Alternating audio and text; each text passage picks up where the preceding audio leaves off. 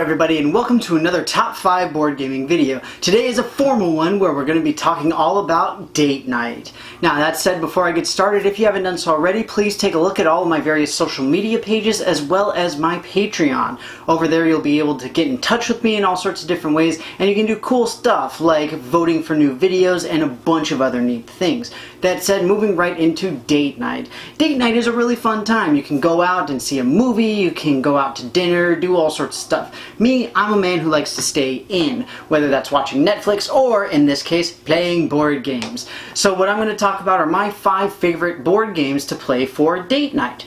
Now, I focused a lot on 2-player games, naturally, and on top of that, I wanted to go with games that are slightly less competitive. So ones where it's not all about, like, oh, take this, take that, take this, take that type of thing. So, you know, a lot of war games like Twilight Struggle and Mythic Battles, stuff like that, games that I do enjoy, not necessarily appropriate for date night. The other thing too is I wanted to keep them a little bit lighter, as well as easy to learn, quick to play, all that kind of stuff, just to, you know, keep the mood a little bit light. That said, you guys know I love hearing from you. What do you play with either your significant other or people you date, whatever it happens to be? What do you enjoy? Why do you enjoy having them as date night? You guys know that I love to hear from you guys. So, that said, we're going to get started with my number 5.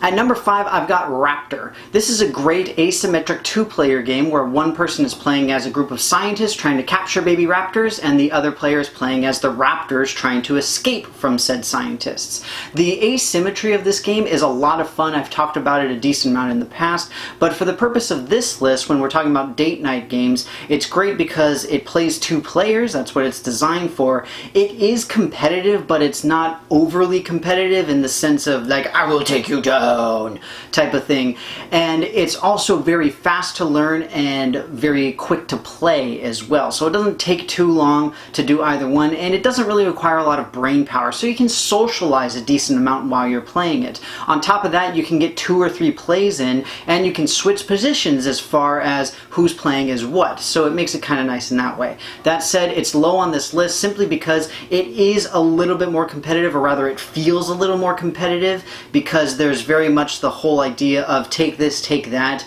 and you're removing pieces from the other player and stuff like that. So I wanted to move a little bit away from it, but still, it's a great game for date night. Raptor, my number 5. At number 4, I've got Patchwork. This is another interesting 2-player game, in this case a very abstract one where you're trying to fill out a grid with specific awkwardly shaped pieces, kind of like Tetris. And this is another great one, similarly to Raptor, that's very fast to learn, relatively fast to play. And the thing is, though, that it tends to be a little bit more head heavy in terms of you get a little bit of analysis paralysis. You're sitting there just staring like, okay, what pieces do I need? How can I move? All that kind of stuff. And so it sort of bogs things down just a touch, and that's, again, why it's lower on this list, is because it brings it down enough that it can become a little bit awkward, and it becomes more about the game than about the social interaction. And again, talking about date night games, you want to have the social interaction more than anything else. While the games are great and it is good to be focused on a game, it, in my opinion at least, is a lot more fun to be sitting there just chatting with the other person. But still, like Raptor, Patchwork, great little 2-player game, fun abstract concept, and my number 4. At number 3, I've got 7 Wonders. In this case, I brought out both my original 7 Wonders as well as Duel. Duel is certainly the better choice for date night, simply because you're talking about having 2 people, and this is a 2-player game. The original 7 Wonders does accommodate 2 players, but it's honestly not great. If all you have available is 7 Wonders, it will work, but you have sort of a third dummy player that both players sort of take turns moving, essentially, is what it boils down to. 7 Wonders Duel, however, is a great date night game. I have had a lot of fun with this with a lot of people, whether date nights or FLGS game nights, whatever it happens to be. It's a wonderful filler game. It doesn't take too long. Again, if you know how to play 7 Wonders, you know how to play Duel. Even if you don't, you can learn it in minutes. It doesn't take long to play through, and the best thing compared to the other games I've talked about so far is that while it is competitive, you don't have quite the same idea of like, oh, I really needed that, or I can't believe that you took that away and stuff like that. You do have it to an extent, but there's always the next card type of thing, and there's always something else. There's always another strategy that you can try to take.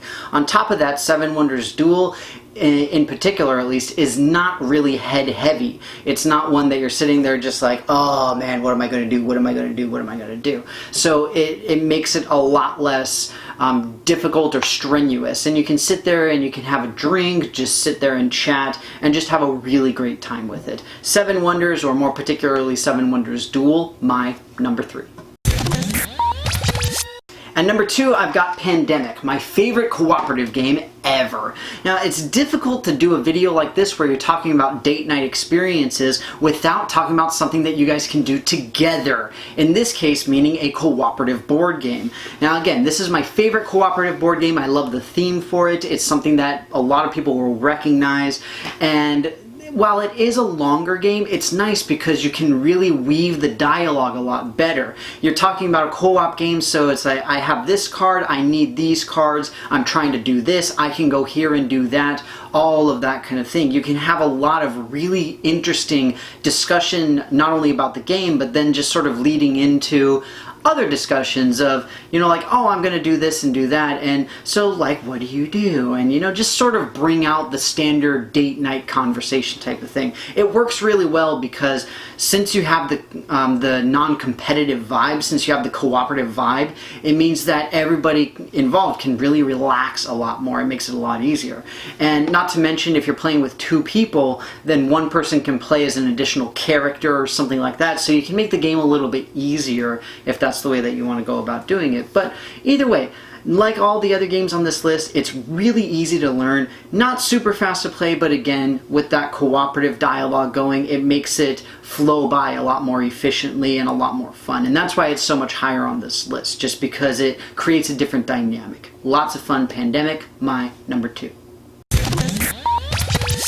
At number 1, I've got Takenoko. It's really difficult to beat the adorableness and the cuteness of this game. While it is cartoonish, it looks almost kiddish, the fact is that it is a good strategy game, but still, like everything else on this list, very easy to learn. It is a little bit longer to play, but again, this is one that is so much fun, and you're going to see these adorable little pandas, and you're growing this adorable little bamboo, and you're doing all these things, and you can't help but talk about it and just be gleeful and really happy through the entire experience. Even if you're losing, it doesn't matter. It's still just so much fun. It's an absolute blast to play. And while it's rated for a lot of different players, honestly, which is why it's a little high on this list, so you can have a much more versatile game, it plays wonderfully well with 2. I would recommend, if you're going to be doing this, to take out or at least reduce the number of goal cards related to how the hexes are set up, because those tend to be really, really tough, especially with only 2 people. And if you want to keep everything light, the conversation light, and just the overall experience a little bit more fun-filled and less of, oh man, I can't believe I got that card type of thing, then this is definitely a great game to go. And again, who can say no to that adorable little panda face? It's just, you've got a lot of great things going on here that make for a wonderful date night experience. Takenoko, my number 1. Well, everybody, that's going to be it for me. I hope that you enjoyed this little video on my top 5 favorite date night games. This is a really enormous category because, let's face it, pretty much any game can be a date night game. All that is required is that you play it on a night that you're having a date, right? So I'm really curious what you guys have to say. Again, from my perspective, for me personally, I went with fun, lighter, easier to play, easier to learn types of games, but I'm really curious, what do you guys like to do? Obviously, if you have a significant other who's really into the heavier games and stuff like that, maybe playing Twilight Struggle is a better date night game for you. And again, I'm really curious, what do you guys think of the category? What do you think of using games as a sort of icebreaker for people? All that kind of stuff. You guys know I love to hear from you. Please let me know any and all of your thoughts into the comments below. But with that, thank you so very much as always for watching, and I will see you next time.